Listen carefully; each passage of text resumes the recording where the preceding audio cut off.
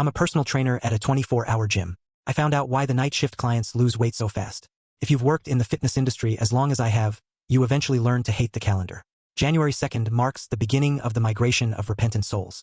They arrive in schools, wearing liquor clothes that still smell like the store, carrying colorful water bottles, fueled by the fragile determination of someone who spent 3 weeks stuffing their face with holiday roast and sides, and now wants a pop star's body before carnival. We call this Project Summer. I call it Project Desperation. My name is Danilo. I'm a personal trainer and floor instructor at IronFit 24H, one of those low-cost gym chains that have spread through Sao Paulo like a fungal plague. Black walls, neon yellow lights, electronic music played too loud, and membership fees that are way too cheap. I work the shift nobody wants, midnight to 6 in the morning. It's a lonely shift. The crowd at that hour is usually made up of insomniacs, ER doctors, cops, and a few antisocial meatheads who hate sharing equipment. The sound of weight plates clanking echoes in the empty warehouse like gunshots. The smell is a mix of rubber, citrus disinfectant, and cold sweat. But this specific January, something was different.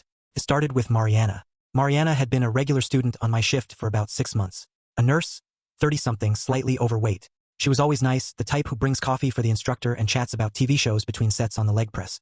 Her goal was to lose 5 kilograms, about 11 pounds. A healthy, realistic goal. When I came back from my New Year's break on January 3rd, Mariana was there. It was 3:15 a.m. I was at the front desk, fighting off sleep, when she walked in. I almost didn't recognize her. In less than 2 weeks, Mariana looked like she had lost 10 or 15 kilos, 20 to 30 pounds. Her workout clothes, once tight, now hung off her body like empty sacks. Her face was gaunt, her cheekbones protruding like blades beneath pale skin. There were deep, purple circles around eyes that looked glazed over, focused on nothing. "Mariana," I called out, stepping out from behind the counter. "Wow, long time no see. You look different." She didn't smile. The old Mariana would have made a joke about cutting carbs. But this Mariana just turned her head slowly in my direction, like a robot with rusted gears. "Need to train," she whispered. Her voice was hoarse, dry. "Sure, but are you okay? You're pale." "Spinning room," she said, ignoring my question. "Kleber said the spinning room is closed for maintenance." Kleber was the unit manager, a guy who looked like he was assembled from Lego pieces made of meat and steroids, teeth too white, a fake orange tan, and an aggressive corporate energy that made me nauseous. He was never at the gym at dawn.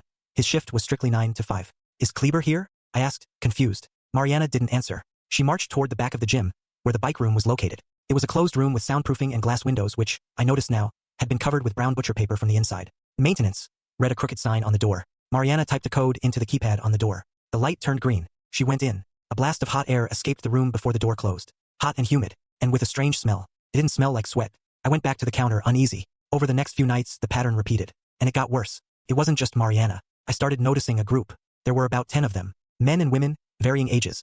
But they all shared the same cadaverous aesthetic. Gray skin, sudden and excessive thinness, trembling hands, and that dead fish stare. They always arrived between 3 o'clock and